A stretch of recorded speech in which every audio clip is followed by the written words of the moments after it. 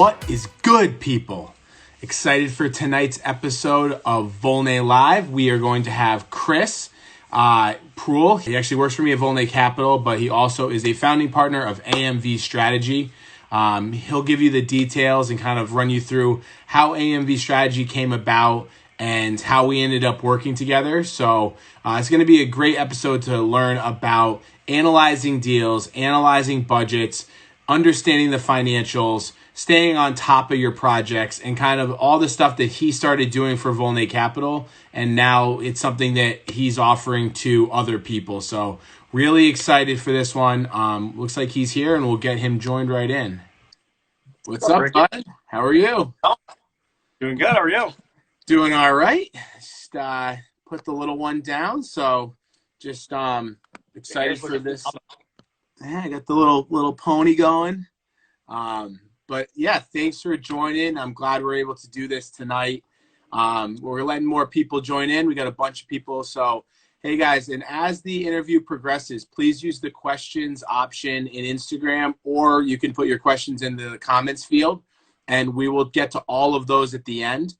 We've got a couple questions that we had come in during the day today, but we'll get to all the questions at the end. So, but Kris, kind of tell us a little bit about yourself, where Sure. you went to school, your career, and then we'll kind of get into, the process of you joining Volnay Capital and then starting AMV. Absolutely. So thanks for having me. I went to university down in Rhode Island. After I graduated, I graduated with a finance degree. So I did a little bit of corporate business finance. So the first role that I took was more around, it was a Fortune 500 company where it was more of a rotational program. So it was a great program where they teach you about analyzing the business, how to grow the company itself, how to push just like certain business and certain either criteria into a certain area. So I stayed there for about 3 years, and then I joined Deloitte Consulting. So I learned a ton at Deloitte. It was a lot of, I was in their strategy and operations group. So there's a lot of like cost efficiencies, process improvements, and then just overall the financial structure of these companies, of how to improve it, either cut costs or become more effective in whatever business they're in. And what was great about that was you kind of did a couple different industries. So what was great about Deloitte was they didn't want to pigeonhole you to one specific industry. So whatever you learned could be universally taken from one industry and put into another.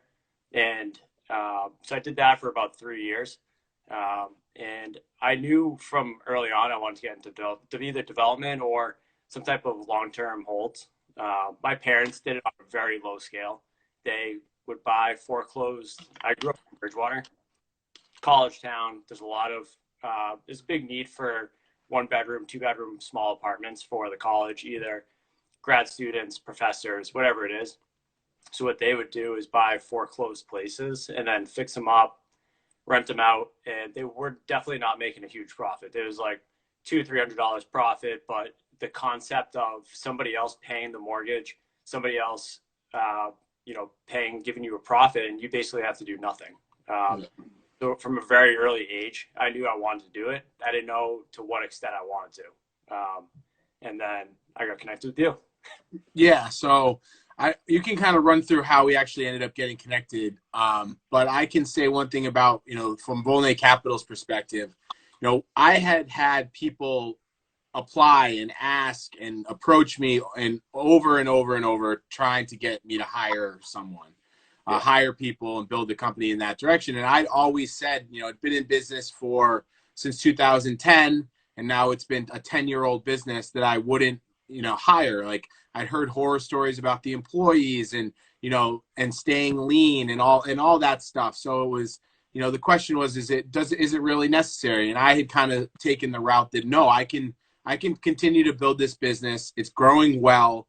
I can do it myself. And then you and I met, and I pretty much told you what I tell every single person who applies. I said, I'm not hiring right now. And you said, well, I'm going to prove myself and I'm going to create a job. So kind of run through how we got connected, and then, what your thought process was when you told me you were going to make yourself a job.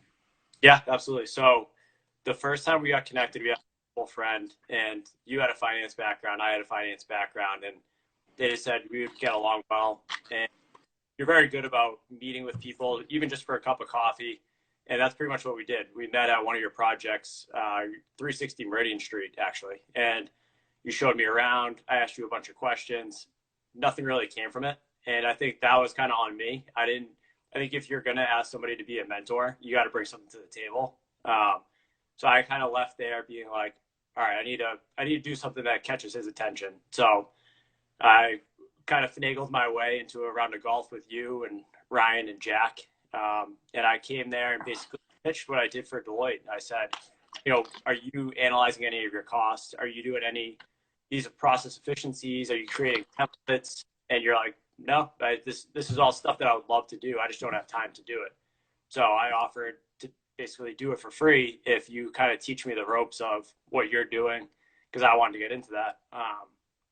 So what did we do? We started probably back in June of last year, almost a year ago. So I kind of run you through. So like what we were doing before, it was, we were keeping, we put together the initial budget, working with Jack, we'd make the construction budget, and then, it was basic, and we would submit that to the bank, and then that was it. It was, kind of a messy Excel file, no formulas, no real, more thought than just getting quotes and putting them in. And then we'd also, throughout the project, I'm running all these construction sites, running other businesses. So as I was paying people, I would just type into Excel, like check to Bruno Brothers Plumbing, and then the amount. And then that was it. And then at the end of the project, you see what it all added up to, and you analyze it and you figure out what the profits were, and it worked. Right. But there's a lot of things that were getting missed, and it's hard you can't fix things if you're not on top of things. And you can't improve on the business if you're not really understanding what the business is doing. So so kind of you can jump into that. Yeah. So basically what I started doing with your projects, I started saying, why don't you analyze like a big order, like a lumber order for your framing? Why don't you analyze the different costs at each line item compared to 3 or 4 different companies? And it was just came down to you just don't have time to do it. So I basically would take those, toss it into an Excel sheet, and run a few formulas to see, where can we reduce costs. And to a degree, you don't want to waste your time doing that, because your time is spent more importantly, like looking for your next project, running your active projects, getting more investors. This is probably like the least important thing on your mind, but it's a huge impact to your projects, because how do you make your profit? Your acquisition, your costs, and then your sellouts. So if you can lower your costs, you're going to drastically increase your profits, but you also can use that to create more efficiencies with like timeline on your projects by just staying on top of it and then proactively managing your budget. So that's kind of what I did for you, was start to come in and see not only what you're paying, but give you kind of weekly updates and say like, hey, you've spent X, Y, and Z. You have a ton of change orders coming in, and that can kind of get lost in translation of, all right, I've paid a huge chunk to one subcontractor, but there's also these 4 other change orders, and before you know it, it's 10,000 above what they quoted you at. So unless you're staying on top of it, you're going to be 7 months ahead, looking back, be like, oh, why did I pay 10 extra grand for that? You either forget about it, it's too late to, call out the subcontractor on it. So by proactively managing it, you can kind of either catch expenses that you're going over, or you can steer in the different direction. So if you're planning to put in like high-end appliances, and you can go 1 tier lower to stay within your budget, that may be a play you have to do. Yeah. But you don't, unless you're like managing it actively. Yeah, no, for sure. I think, and I think, the business, it kind of grew from the fact it started out as profit, of savings on expenses. Right. And then it's grown into kind of, if you look at a development company, like a larger firm or any company, they have people that are overseeing all the things that are happening behind the scenes, right? And I think when you're a smaller developer or you're a newbie or somebody, you don't have that person to give you that second eye or could keep you organized or to help you analyze deals, or to, stay on top of the budget or help create a budget. That's all something that falls on your responsibility. Right. And in a larger company, there'd be different employees to help with that. And I Right. think that's kind of where you came in and said, hey, not only am I able to start saving you money, but I can take things off your plate that you were doing half-ass and Right. do them really, really well Right. and improve the business and let me concentrate on what I'm good at Right. and not worry about all that other stuff. Right. So I guess kind of let's run through, from the AMV strategy right now, Right. what are the different tasks that you're currently working on through AMV? And so you guys kind of understand. So Volnay Capital hires AMV Strategy. So that's kind of how we set up the business. So I am a client of AMV Strategy. Kris is, the managing partner of AMV Strategy. So he can kind of run you through the different avenues of the business. Right. So with AMV, we kind of started going with just the cost saving ways. How can we save people money? But then we started to go a different route of more consulting services. So now if you are a developer or a GC that hires AMV Strategy, we help you from beginning to end. So we help you structure the deal. So say you're going to the bank to get a loan. We help structure the deal to however you plan to use that strategy. So if you want to build and hold it as a rental, we structure it one way. If you want to build and sell out, we structure it another way. And then we help you create the budget. Kind of working with you, we kind of went through all the different costs of a budget for all the hard costs, all the soft costs, and says what is impacted. If like say plumbing fixtures for plumbing labor, we went through and said, okay, how many plumbing fixtures do we have? That triggers how much plumbing labor is going to cost. We kind of created all these different formulas to create a super detailed budget. So that's what you get. And then the huge part of the service is managing it out throughout the whole project. So not only do we create the budget for you throughout the entire project, we're taking all your actual expenses coming in, comparing it to what we budgeted for, and kind of just seeing where our variances are.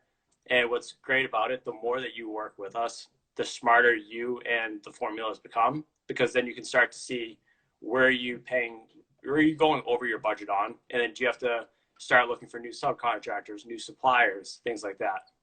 Yeah. Yeah. And I think one thing that where the fact that Volnay was the first client and we have our data behind it, it gives us a widespread amount of data to start with. So it gave Kris the ability to spend months analyzing the numbers and looking at the past couple of years of projects to see where the money was being spent, what the averages were, what you should be paying. And so we can start helping you in that way. So it's like, well, hey, Kris, my quote came in for the plumber at 50,000. Kris Right. can answer you immediately and say, well, based on fixtures and based on what was going on, the price should have been 42.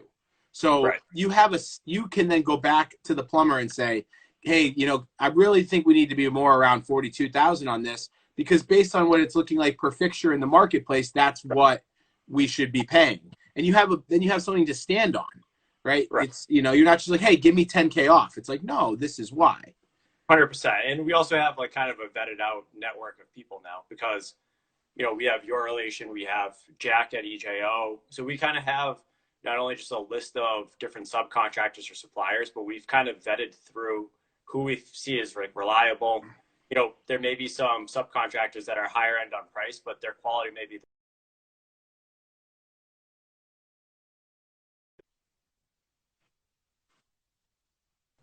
Yeah.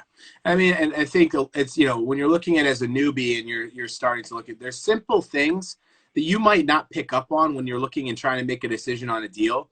And if you're, I think, how does that work with AMV? So if someone's looking at getting in and doing a project, I see some questions coming in. Can this be on a rental? Can this be on a buy and hold BRRRR method where you're going to renovate and refinance it? Or is it only on condo conversions or like ground up construction?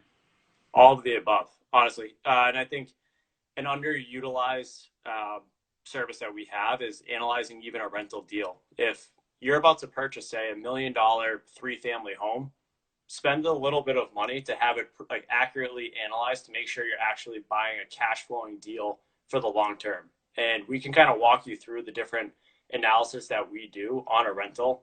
But also, to your other point, we could also do a flip to either sell out, a flip to hold, or it could be a ground up construction. We kind of do it all. Yeah. Yeah, I think that it's, it's one of those things when you're in this business and you are an entrepreneur, right? You're running a development, or a newbie trying to buy a project. In any other situation, when you're not an entrepreneur, you're working at a company, you have someone else to relay questions to or to ask input. And like when you're getting started, it's like you're Googling things, you're going on Bigger Pockets, like you're networking, but it's like, do you have someone whose actual expertise is to help you analyze a deal? And I think that's where like you guys, AMV can come in and help. Definitely kind of found like a little bit of a niche too. Like as we're starting to do some bigger projects, there are these consulting firms that are doing exactly what we're doing, but they are only geared towards these developments that are like 50 units or above. There's nobody helping the person who's doing the single family, the one that's doing a 3-family or 6-family. So there's that perfect niche to be able to help those people, because there is a need, but there's not many consulting companies that are geared towards those people. Yeah, I think that we've even learned over the past, a little while, right, doing the 685 unit project. We have some great consultants working with us, and we're taking what they're giving us and their knowledge, and then we're mixing it into AMV and saying, wow, these are the things they're taking into account on an 85 unit. There's so many different factors. Sometimes it's way too many factors for a project that's our size, like a 9 unit or 6 unit or 3 unit. But it's something that should be considered. So it gives you that whole, whole realm of things to look at.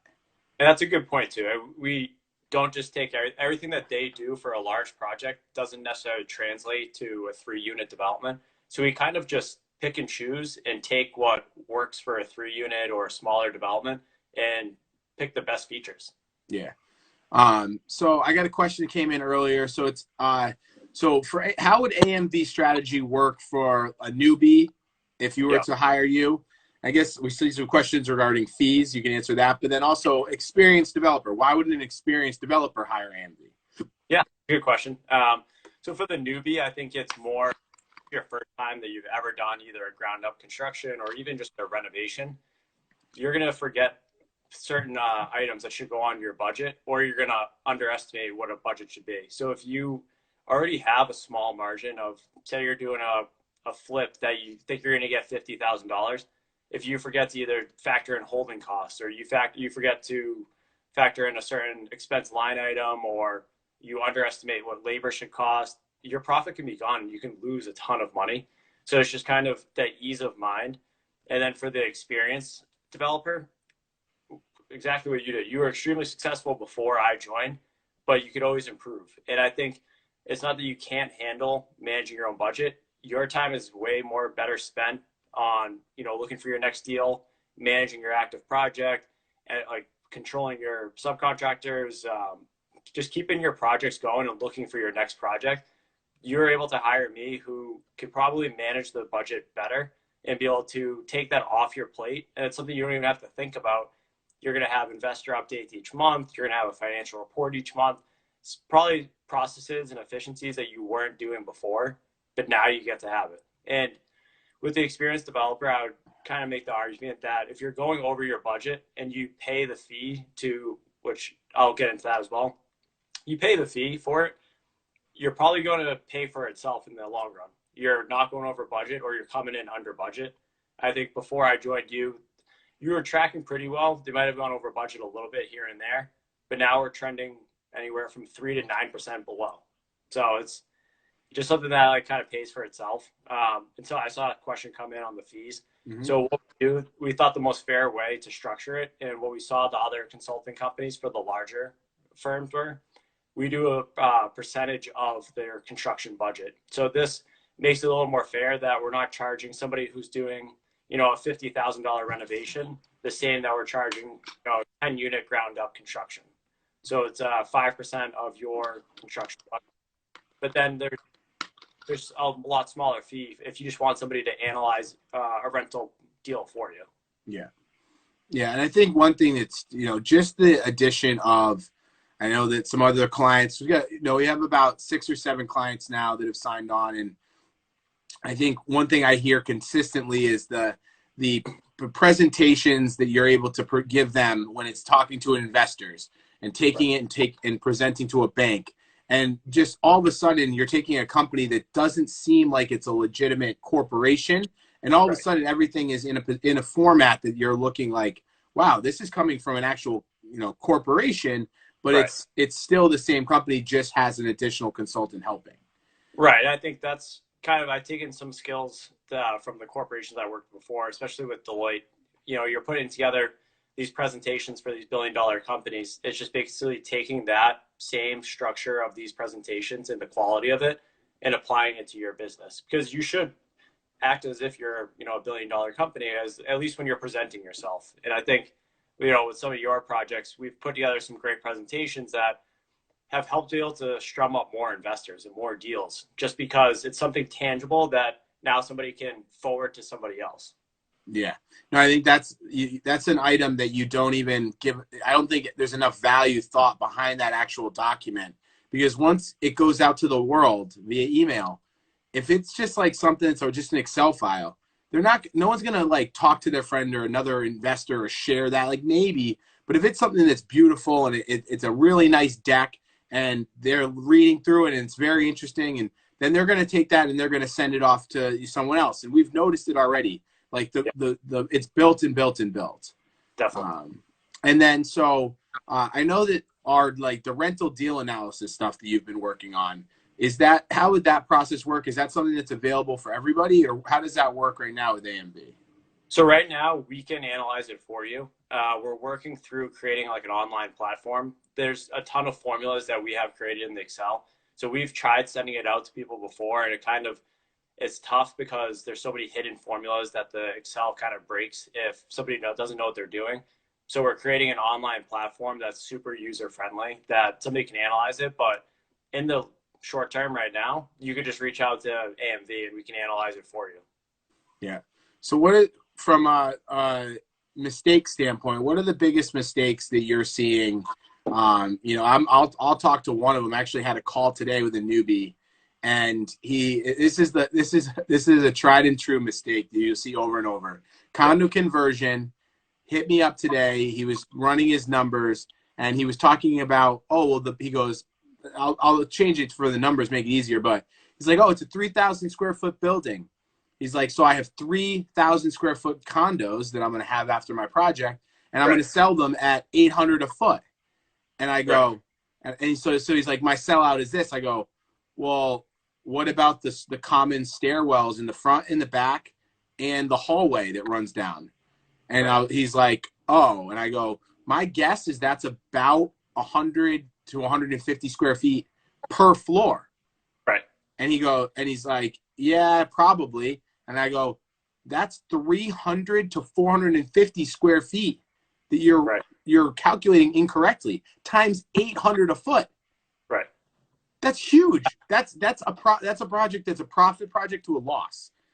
100%. And that's just a simple. I see that one over and over. But what else are you seeing? I'm seeing people not really analyzing the numbers before they jump and purchase a deal.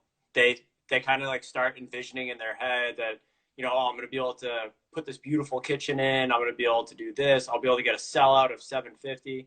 And they don't run the numbers of that. They should have either walked away from the deal or bought it $200K less. That's one of the biggest ones. And I think another one for newbies, I've noticed they forget to factor in holding costs. And I think that could be a huge. It's not just your interest payment. No, they get that one, right? Yeah. They get the interest payment, but then they miss the water bill, the electric bill, the taxes, right? All the others, the insurance. Is this project going to take 2 years? That's double taxes, double insurance. So 100%. And that could be, if you have a project that goes anywhere from 12 to 18 months, you could have anywhere from 80 to 150,000 of holding cost. And if you're not factoring in, you could lose a ton of money. And I've seen that with a lot of newbies.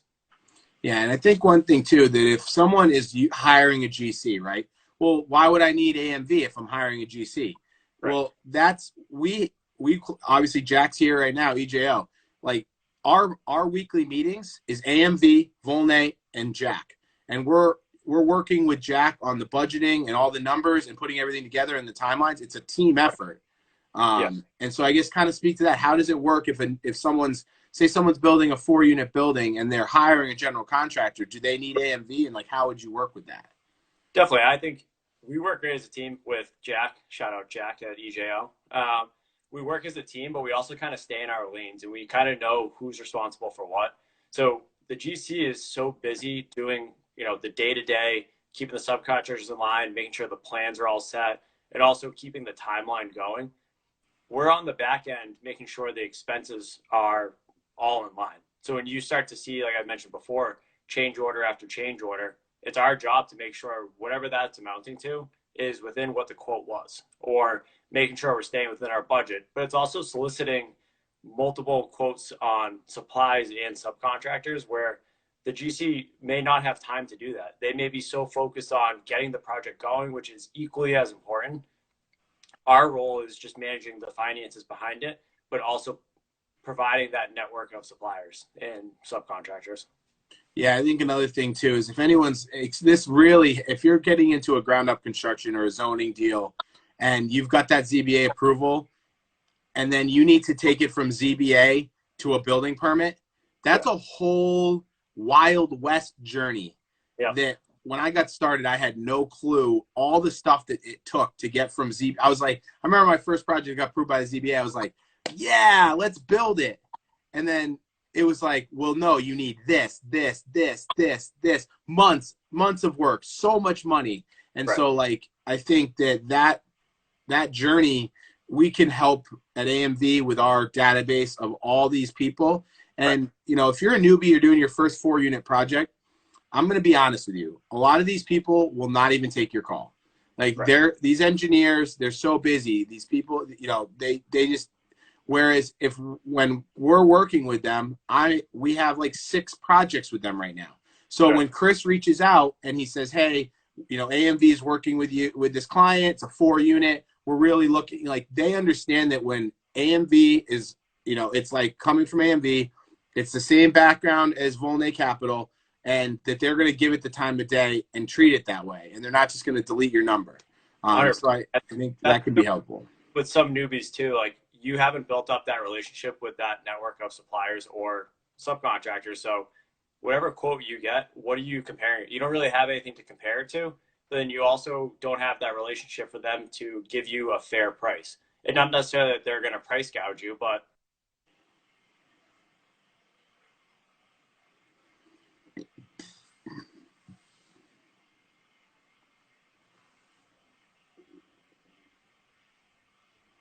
it's like we lost Kris. Hopefully he pops back up here.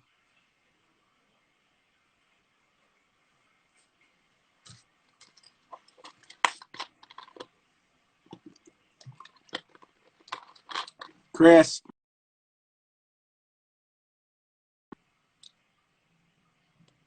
All right, we lost Kris. Hopefully he pops back in. I see a couple things. So there we go. So Kris is joining back in right now. There he is. So we'll hop on. So I see a couple questions.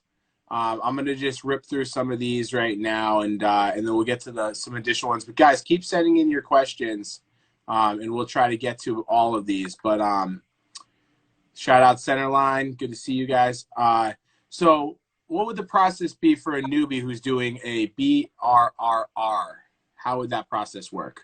So, yeah, if we were to help them out, they would reach out to us, hopefully either ideally before they buy the project, so we can help them analyze if it's a good deal for them to buy. And then we would work with them from beginning to end, ask them what their goals are with the property. I think it's really important to know where the property is, know what finishes do you want to put in, because that could be a huge price difference if you plan to put in high-end quality,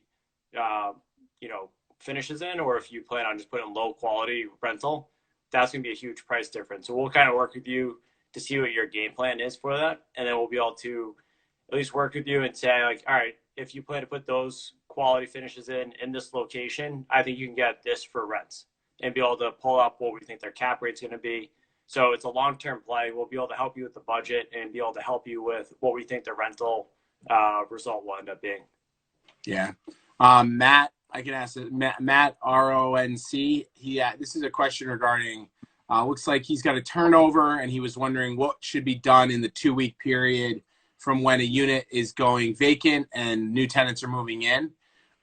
So that's a good question. I mean, typically in our units, we're not trying to do significant work our goal is to have a tenant move out and a tenant move in, no breaks. Right. That's a perfect situation, no missed rent. So there's not a lot of work going into it.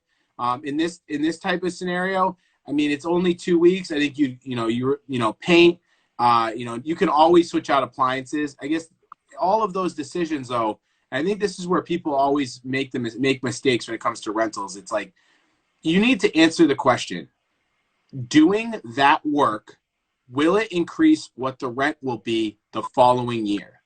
And if the answer is no, then you don't do it, right? So if the countertops are fine and they're laminate countertops, but the rent is $2,100 a month, if you put in quartz, it costs you $2,000 and you're still going to get $2,100 a month, don't put in quartz, right? Good. I think there's too many people that make decisions not looking at the how it's going to directly impact rent.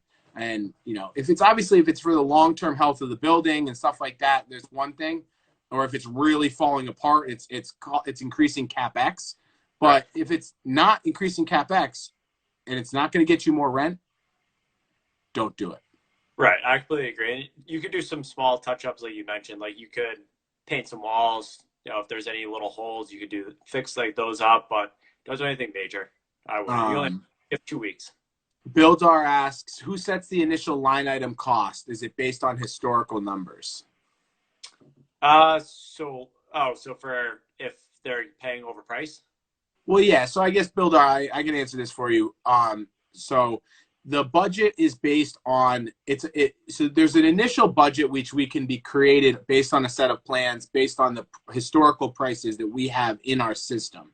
So we can enter in a set of plans, get some quotes on certain items that really aren't able to be calculated properly via a formula, and then get those numbers and create a budget. That's just typically used as a hypothetical budget to say, is this a good project or not? Right. From that point, before the project moves forward, the client and AMV work together to create the actual line item budget that's going to be used and followed throughout the project. And I think it's also that we use our historical data if you're a first-time client, because now you're able to use our network of suppliers and our subcontractors. So we're assuming that you're going to be able to get at least close to the same price that we're getting already. Yeah. Wow, Jack. Jeez.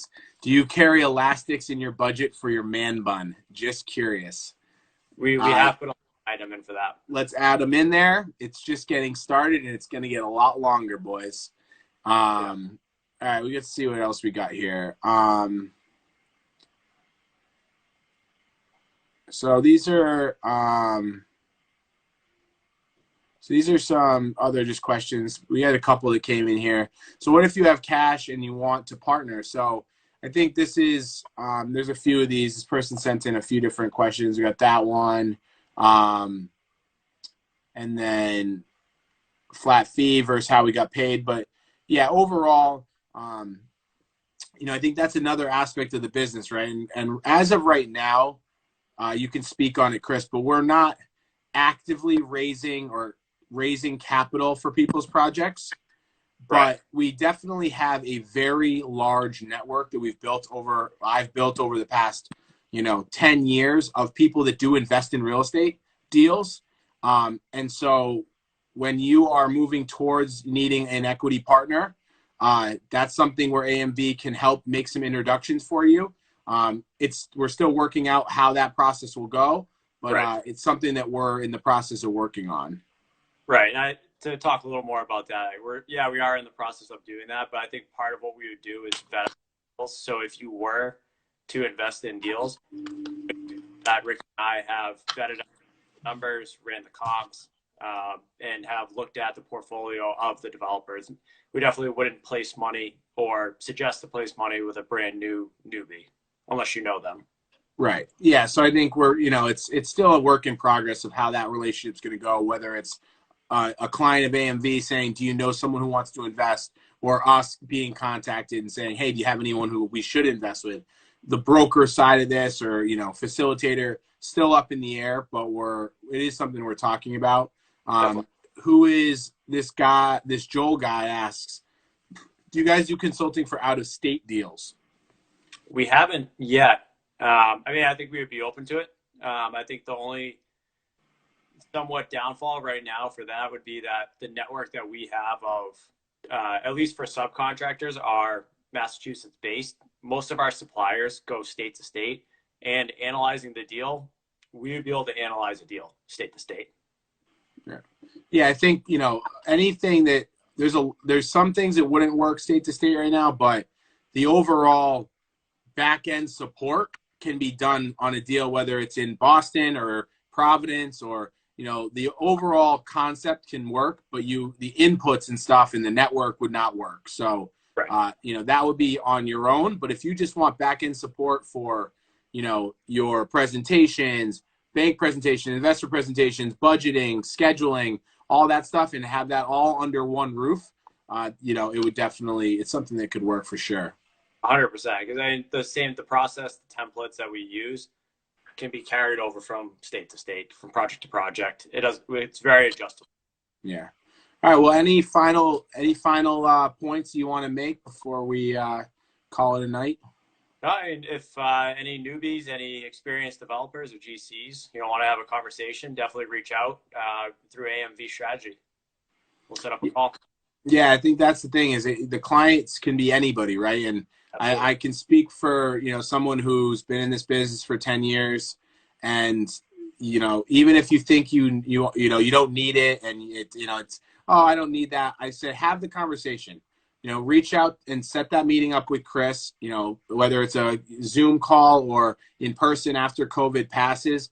I can guarantee you're going to see some stuff that you're going to say, that will be a very interesting thing to add into my business. And, looking at Volnay over the past year since we started working together, we've definitely gone from one level to a much higher level. And I think in the next 5 years, you're going to see it go to even crazier level than ever expected. So I think you're killing it. I think it's been great. I know the clients that are signed on already are crazy, are telling friends, and it's continuing to grow and grow. So make sure to reach out, follow AMV Strategy, DM AMV Strategy, and get signed up. So thanks for joining us. Thanks, Kris, and we'll catch up tomorrow. Thanks, Ricky.